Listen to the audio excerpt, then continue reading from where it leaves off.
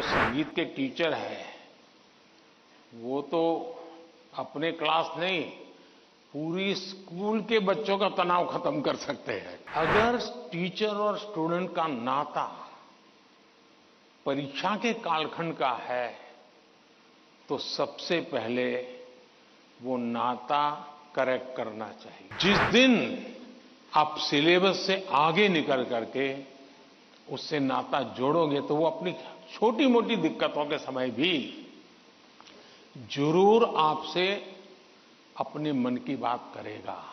पहले तो मैं समझता हूं जो संगीत के टीचर हैं वो तो अपने क्लास नहीं, पूरी स्कूल के बच्चों का तनाव खत्म कर सकते हैं।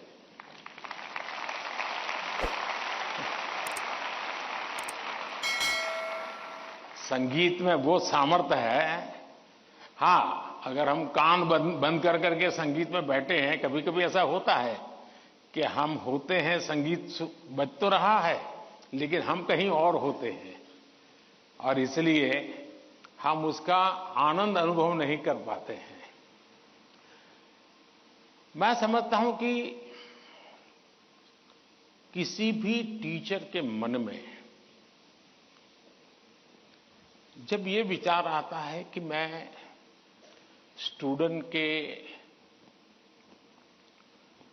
इस तनाव को कैसे दूर करूं, हो सकता है मैं गलत हूं, लेकिन शायद मुझे लगता है कि टीचर के मन में परीक्षा का कालखंड है।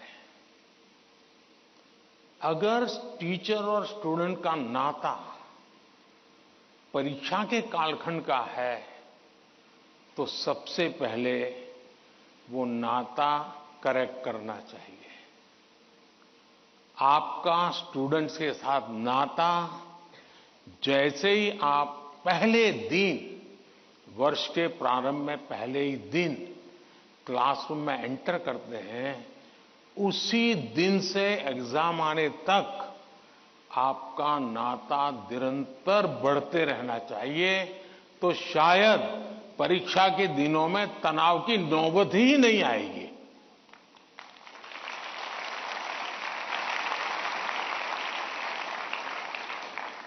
आप सोचिए, आज मोबाइल का जमाना है, स्टूडेंट के पास भी आपका मोबाइल होगा ही होगा। क्या कभी किसी स्टूडेंट ने आपको फोन किया है, कॉल पर कांटेक्ट किया है कि मुझे ये तकलीफ हो रही है, मैं चिंता में हूं? कभी नहीं किया होगा। क्यों? क्योंकि उसे लगता ही नहीं है कि मेरी जिंदगी में आपका कोई विशेष स्थान है। उसको लगता है कि आपका मेरा नाता सब्जेक्ट है, मैथ्स है, केमिस्ट्री है, लैंग्वेज है। जिस दिन आप सिलेबस से आगे निकल करके उससे नाता जोड़ोगे तो वो अपनी छोटी मोटी दिक्कतों के समय भी जरूर आपसे अपने मन की बात करेगा। अगर ये नाता है तो एग्जाम के समय तनाव की स्थिति पैदा होने की संभावना ही खत्म हो जाएगी। आपने कई डॉक्टर्स देखे होंगे, उन डॉक्टर में डिग्री तो सबके पास होती है, लेकिन कुछ डॉक्टर्स जो जनरल प्रैक्टिशनर्स होते हैं वो ज्यादा सफल इसलिए होते हैं कि पेशेंट आकर के जाने के बाद एक आध दिन के बाद फिर उसको फोन करते हैं कि भाई आपने वो दवाई ठीक से ले ली थी, कैसा है आपका? वो दूसरे दिन अपने अस्पताल आएगा तब तक इंतजार करने के बजाय बीच में एक आध बार बात कर लेते हैं और वो बॉन्डिंग होता है ना, वो उसको आधा ठीक कर देता है। आप में से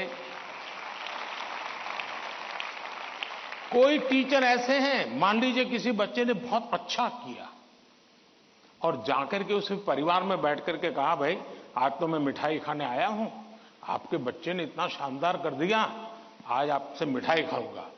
आपको कल्पना आती है कि उस मां बाप को जब आप बच्चे ने तो बताया ही होगा घर में जाकर के कि आज मैं ये करके आया हूं, लेकिन एक टीचर खुद जाकर के अगर बताता है तो उस परिवार में टीचर का आना, टीचर का बताना उस बच्चे को भी ताकत देगा और परिवार भी कभी कभी और कुछ सोचता होगा।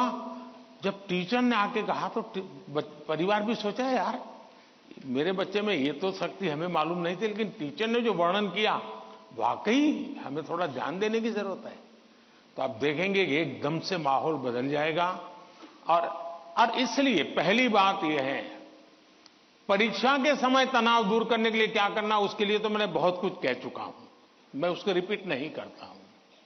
लेकिन अगर वर्ष भर आपका उसके साथ नाता रहता है, मैं तो कभी कभी पूछता हूं कई टीचरों को कि भाई आप 30 साल से टीचर हैं, जो पहले बार आपके यहां पढ़ाई करके गए होंगे शुरू में, अब तो उनकी शादी हो गई होगी, क्या कोई आपका स्टूडेंट अपना शादी का कार्ड देने आया था क्या?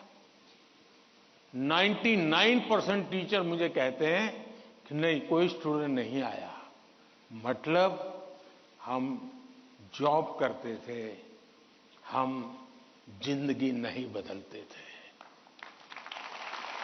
टीचर का काम जॉब बदलना नहीं है, टीचर का काम जॉब करना नहीं है, टीचर का काम जिंदगी को संवारना है, जिंदगी को सामर्थ्य देना है, और वही परिवर्तन लाता है।